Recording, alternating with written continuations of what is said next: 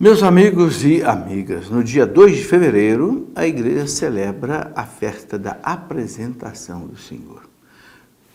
Porque a lei de Moisés prescrevia que 40 dias depois do nascimento, todo primogênito, ou seja, todo filho mais velho, deveria ser apresentado ao templo de Jerusalém. Era um ritual e que se chamava também de purificação da mãe. Algo que se refere a uma tradição judaica, mas que para Nossa Senhora não tem sentido nenhum de purificação, porque Nossa Senhora não tinha pecado, e nem mesmo Jesus também. Mas é um ato de humildade, cumprir toda a lei.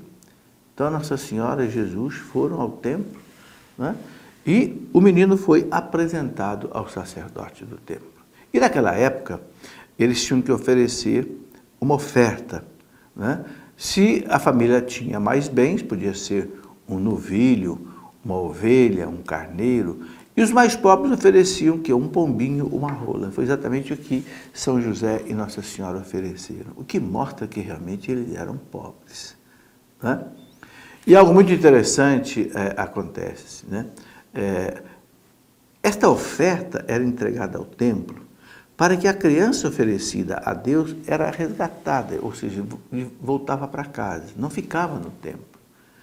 Mas com Jesus, essa volta para casa, ele sabia que era apenas temporária, porque um dia ele seria oferecido a Deus de maneira permanente, sobretudo no sacrifício da cruz. Outro fato impressionante nessa apresentação do templo é de Simeão e Ana.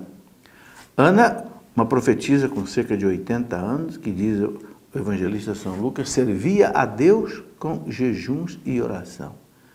Servia a Deus com jejuns e oração.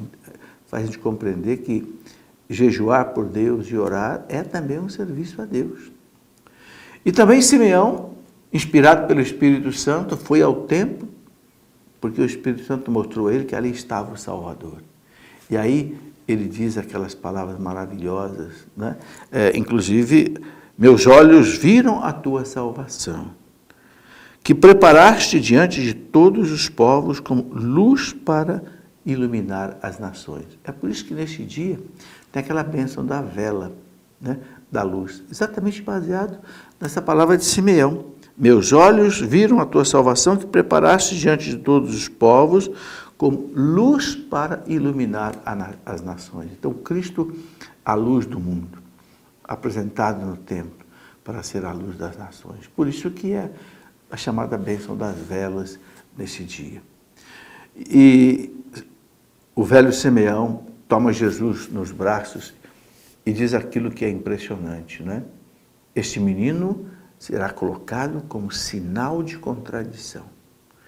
Ou seja, ele vai contra aquilo que o mundo ensina. Contradição quer dizer contra. E realmente, Jesus, né, pregou o Evangelho, só fez o bem, só fez a caridade, mas por causa da sua vida, por causa da sua doutrina, ele foi perseguido, ele foi morto, foi crucificado. Sinal de contradição. E a igreja continua sendo esse sinal de contradição, porque a igreja é o corpo de Cristo. Cristo é a luz do mundo e a igreja, o Concílio Vaticano II chamou de a lumen gentium, ou seja, a luz dos povos.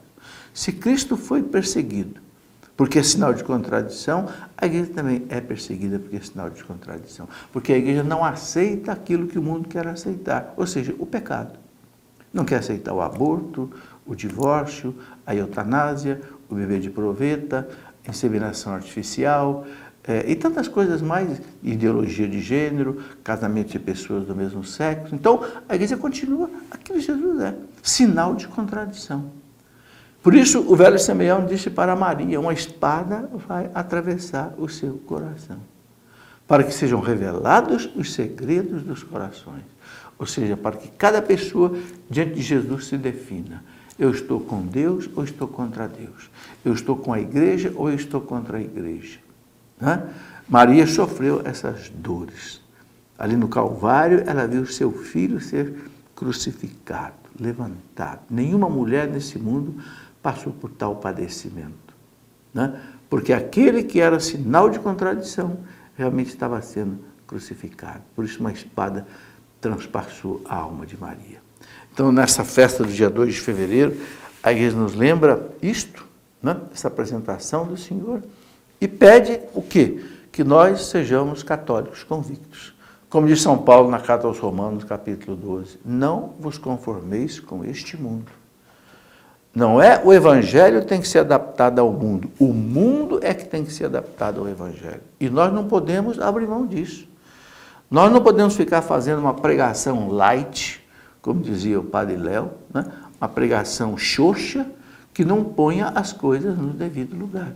O que é verdade, o que é erro e tem que ser dito com clareza, com educação, com sinceridade, mas não se pode fazer a caridade sacrificando a verdade.